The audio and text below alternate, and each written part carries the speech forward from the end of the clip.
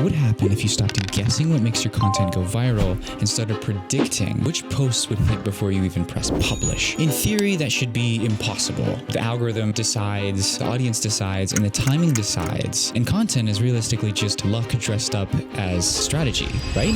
Hi, I'm Alonzo. I'm the founder of Alofil. I started digital marketing when I was 15. By 19, I had generated over 40 million organic views for hundreds of clients. And today I'm walking you through the 4 things that almost every founder gets wrong about content strategy in 2026. Let's start with the part that most creators get wrong from day one. The first thing that most creators get wrong is they treat every post like it carries equal weight. But content performance follows a power law. Roughly 20% of your posts produce 80% of your audience growth. But that's just the first problem. No pattern recognition also means no compounding. And that's a way bigger problem than you think. Without identifying what the top posts have in common, every new post is like a coin flip, and it influences everything, starting from your audience quality to your reach, then to whether the algorithm even decides if it wants to surface you again. And we know because the data actually shows it. So here, pull your top 5 videos from the past 90 days, and then also pull your bottom 5. Document 4 trends from each: the hook structure, format, the topic angle, the posting time, and the delta between those 2 groups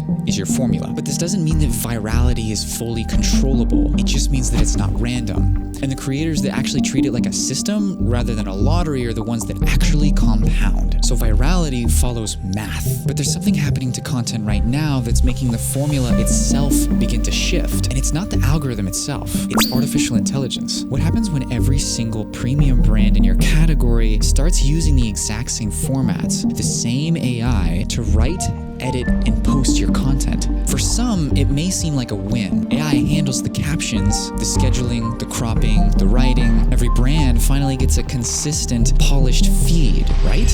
Well, not quite. You see, the first thing that AI flattens is voice. Beautiful photography, generic captions, the same hook structure, the cadence, the rhythm. In categories where premium buyers spend weeks searching and comparing brands before they actually commit, looking like everyone else is how you disappear. But that's just the first problem. Looking the same also means sounding the same. And that's also a way bigger problem than you may think. Premium buyers don't buy beauty, they buy trust. They buy the founder, they buy the hand. They buy the proof that someone's actually on the other side of the screen. And when your AI smooths it out, you don't just lose distinction, you lose buyer signal integrity completely. We know this because the data consistently shows this. Across all the top forming creative, the format that consistently beats polished work is process content, literally showing you working. Showing the messy room, the half-finished sketch, founder that's mid-thought. Behind-the-scenes content produces 2 to 3 times more conversions. But this also doesn't mean that AI is useless. It just means that it's meant to amplify human signal that already exists, not completely replace it entirely. The brands that win within the next 5 years are likely not the most polished. They'll be the most obviously human. There's still a problem that founders haven't entirely solved yet either. Most creators are measuring the wrong metric within their content entirely. What would happen if your video got 10 million views, but you didn't get a single customer? In theory, that shouldn't happen. The bigger your audience, the more potential buyers you have, therefore the more conversions. Because content is just reach plus persuasion, right? Well, not quite. The first thing that reach actually kills is engagement, and the data is consistent across every single metric that measures it. Instagram accounts under 10,000 followers have an average engagement of 6.2%. That's the highest of any tier in the follower range. And accounts with over 1 million followers, the data suggests it's about 1.2% total engagement. That means that the bigger the audience that you have, the smaller the engagement is across the board. But that's just the first problem. Low engagement also means low intent. So viral content is top of funnel. It reaches everybody. But because of the fact that it reaches everybody, it also means that it technically reaches nobody specifically. And the data on this in particular is everywhere. Even LinkedIn's own B2B benchmark, whose buyers typically would rate their content as extremely influential, over 50% of B2B decision makers actively search out suppliers with specifically niche expertise in their field. Businesses that produce content on a very specific niche convert at rates 10 to 15% higher on average than those appealing to a broad top-of-funnel audience. Reach gets you seen, specificity gets you customers, but that doesn't mean that views are useless either. They're simply just a leading indicator, not an outcome. And the brands that win in the next 5 years likely won't be the ones with the largest and broadest reach. It'll be the ones with likely typically the smaller, more tailored audience. So views aren't customers, but even when you fix that, even when you are targeting with the right audience, with the right format, there's still one variable that breaks creators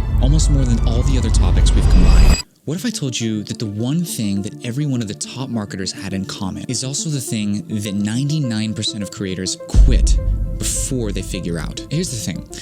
In theory, marketing should be solvable. There should be a hook formula, posting time, an algorithm hack, and if you just find that one tactic, you can skip the line completely, and you just bypass all the years that it takes everyone else, right? The first thing that the data actually shows is, unfortunately, there is no shortcut. Mark Schaefer's research estimates that it takes about 18 months of consistent content creation before any creator can gain any meaningful growth. Mr. Beast, the most watched creator on Earth, started his channel in 2012, and he didn't reach his first 30,000 subscribers for 5 years. That's 5 years of pure obscurity. But that's just the first problem, right? The bigger problem is that people are trying to actively sell the shortcut, the course, the hack, the secret frame book. They're actively profiting off of your impatience. And the thing is, the completion rate for even half of these courses is below 1%. The product isn't knowledge. The product is the dopamine of believing that you found this golden ticket. And while you're consuming the course, the brands that are actually growing are the ones on month 14 of doing the same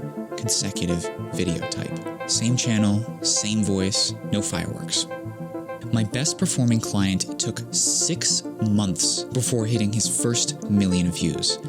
After the 6th month, it took less than 1 month to hit 10 million views, and it only scaled from there. 6 to 12 months is the baseline to gather meaningful data for B2C or B2B marketing. And that's the floor, that's not the ceiling. Content marketing compounds exponentially, not linearly, which means year 1 will have to feel flat before year 2 breaks the curve. The brands who win aren't doing anything sexy. They're just showing up. The same channel, the same voice, for the 200th week in a row. And by the time that anybody notices them, they've already been building for over 18 months. The audience just got there last. This also doesn't mean that tactics are useless either. Tactics are really on the top of consistency compounds, but tactics with no patience just kills your channel. So the brands that win within the next 5 years won't be the ones that found the hack. They'll be the ones that simply just kept showing up, regardless of quality. And there you are. 4 things: predictable virality, AI-resistant content, niche audiences over broad reach, and the bulletproof 18-month timeline that almost nobody actually waits out. And together, they're the foundation of techniques that I used for hundreds of my clients over the past years. Right now, I'm running a free pilot program for 4 specific qualified brands.